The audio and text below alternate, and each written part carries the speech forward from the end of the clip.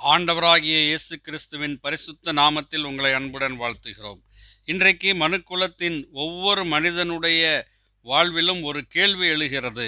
சூரியன், சந்திரன், நட்சத்திரம், தாவரங்கள், ஜீவராசிகள், மிருகங்கள் இவைகள் எல்லாவற்றையும் பார்க்கும்போது இவைகளெல்லாம் படைத்த ஒரு சிருஷ்டிகர் ஒருவர் இருக்க வேண்டும். யார் இவைகளையெல்லாம் படைத்தவர்? இவைகளை படைத்தவர் எவ்வளவு அறிவு நிறைந்தவராய், ஞானம் நிறைந்தவராய் இருக்க வேண்டும் என்கின்ற எண்ணம் மனிதர்களுக்கு இயற்கையாய் தோன்றுகிறது. யார் இந்த உலகத்தை படைத்தவர் என்று சிந்திக்கும் போது சத்திய வேதாகமம் யோவான் எழுதின சுவிசேஷம் 1 அதிகாரம் 1 வசனத்திலே அதற்குரிய பதிலை தருகிறது. ஆதியிலே வார்த்தை இருந்தது, அந்த வார்த்தை தேவனிடத்தில் இருந்தது, அந்த வார்த்தை தேவனாய் இருந்தது என்று நாம் வாசிக்கிறோம்.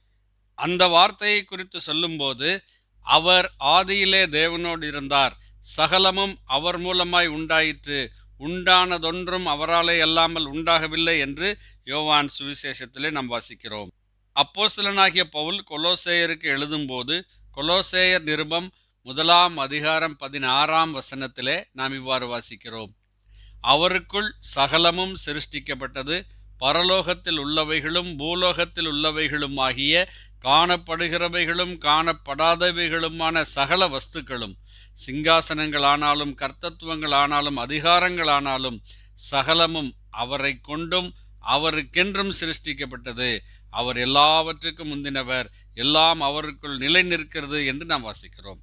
அருமையானவர்களே, சகலத்தையும் சிருஷ்டித்தவர் தேவாதி தேவன். அவருடைய வார்த்தையாக இருந்த ஆண்டவராகிய இயேசு கிறிஸ்துவின் மூலமாய் சகலமும் சிருஷ்டிக்கப்பட்டது என்று நாம் பார்க்கிறோம்.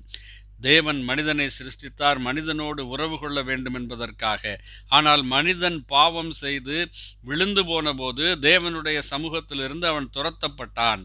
ஆனால் ஆண்டவராகிய இயேசு கிறிஸ்து இந்த உலகத்திலே மனிதனாய் தோன்றி மனிதனை தேவனோடு ஒப்புரவாக்க வேண்டும் என்பதற்காக மனிதன் மீது வரவேண்டியதான தேவனுடைய நீதியான தண்டனையை தாம் ஏற்றுக்கொண்டு மனிதனுக்காக அவர் கல்வாரி சிலுவையிலே பலியாகி மரித்தார். பாவத்தின் தண்டனையாகிய மரணத்தை அவர் ஏற்றுக்கொண்டார். அவர் மரித்து அடக்கம் பண்ணப்பட்ட கிறிஸ்து 3ஆம் நாள் உயிரோடு எழுந்தார். ஆண்டவர் சொல்லியிருக்கிறார், இதை விசுவாசிக்கிற எல்லாருக்கும் பாவ மன்னிப்பு உண்டு. ஆண்டவராகிய இயேசு கிறிஸ்துவை விசுவாசித்து அவரை தெய்வமாய், இரட்சகராய், மீட்பராய் ஏற்றுக்கொள்ளுகிறவர்கள் தேவனோடு ஒப்புரவாக்கப்படுகிறார்கள். அருமையானவர்களே, தேவனிடத்தில் இருக்கிற பகை நீங்கி தேவனோடு உறவு கொள்ளும்படியான ஒரு உன்னதமான நிலைமைக்கு அவர்கள் மாற்றப்படுகிறார்கள். ஆகவேதான் இதே யோவான் சுவிசேஷம் 1 அதிகாரம் 12 வசனத்திலே அவருடைய நாமத்தின் மேல் விசுவாசம் உள்ளவர்களாய் அவரை ஏற்றுக்கொண்டவர்கள் எத்தனை பேர்களோ அத்தனை பேர்களும் தேவனுடைய பிள்ளைகளாகும்படி அவர்களுக்கு அதிகாரம் கொடுத்தார் என்று சொல்லியிருக்கிறார்.